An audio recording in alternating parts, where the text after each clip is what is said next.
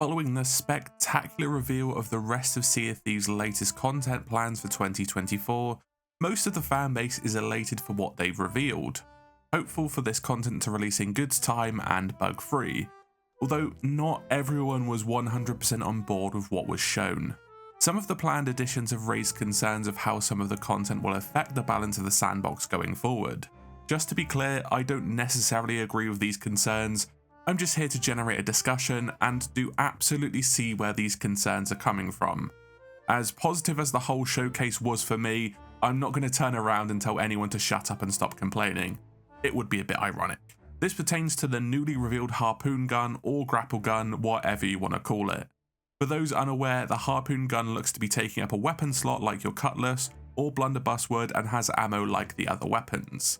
It can pull the player towards various geometry, with a little step up at the end to allow players to easily clear a ledge or rail. Yes, this works for ships too.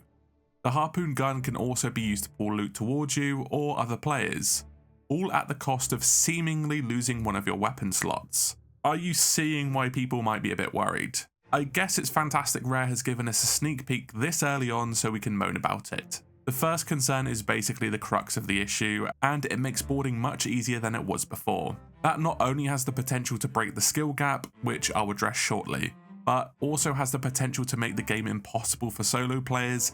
Let's break down each part. Boarding in Sea of Thieves is a very powerful thing and can win or lose fights if performed at the correct or incorrect moment. It's such a powerful part of the gameplay and also leads to hand-to-hand combat, where the biggest skill gap is and where the jank is. I can tell you now, anecdotally, people love Sea of Thieves naval combat way more than the hand-to-hand combat, just purely based on pacing, the skill gap and the mechanics. Naval has an element of tactics, resource management and planning. It's also a bit slower paced.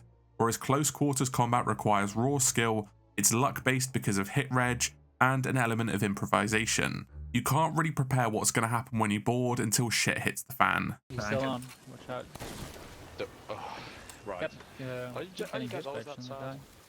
Right now, two equally matched crews will struggle to board each other off the bat without any pressure, simply because defending ladders is really easy with some situational awareness, albeit a bit harder since silent boarding is still a thing. You would have to put pressure on a ship to ensure you can even get on the ladder. A fantastic part of Sea of Thieves is being able to shoot yourself out of the cannons. This in and of itself is a skill. You either have to get in the ship's path and grab the ladder, hit the ladder itself and grab it, or land straight on the deck. The harpoon gun severely widens the scope for this since you can harpoon from the water and straight onto the deck. I think it's freaking sick, even if it does make boarding easier. Or you can shoot yourself over the ship and just shoot straight downwards. There is an argument to be made that higher skilled players aren't going to benefit that much from it, since they can easily board less skilled crews anyway, and less skilled players will be killed when they board with a harpoon gun too. You still have to fight, steal supplies or drop the anchor manually. And on top of this, we have a tool that can drop the anchor from a distance since 2019. Hell, you used to be able to drop the anchor by shooting it with a cannonball.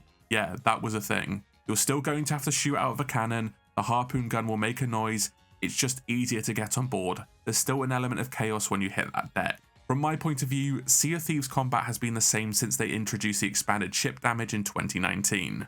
I'm not so concerned from that point of view since it will make fights more intense, and I do trust Rare to balance it. Maybe only allowing it to work on masts of the ship so you have a small area to aim for is a better option than the whole ship. On top of this, imagine how sick it would be shooting over someone's ship to yoink the chest of fortune or pull a player off with you. I'm even just excited to use this for traversing the islands themselves. However, I do reckon a more niche concern will be prevalent when this comes out.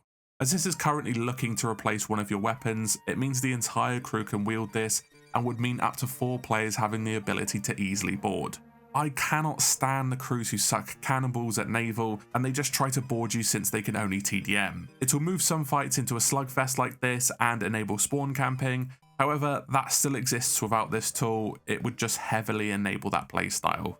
The concern becomes more prevalent when you see how much stronger the sandbox tools have made the larger ships over the sloop in the last 6 years, and the slight buffs the sloop has received has not really made this any better. Imagine 4 people using this to easily overwhelm a solo slooper and secure an easy win. The harpoon gun doesn't benefit the smaller ship in any way aside from that decisive action when boarding, which they can still pull off against a less skilled larger crew.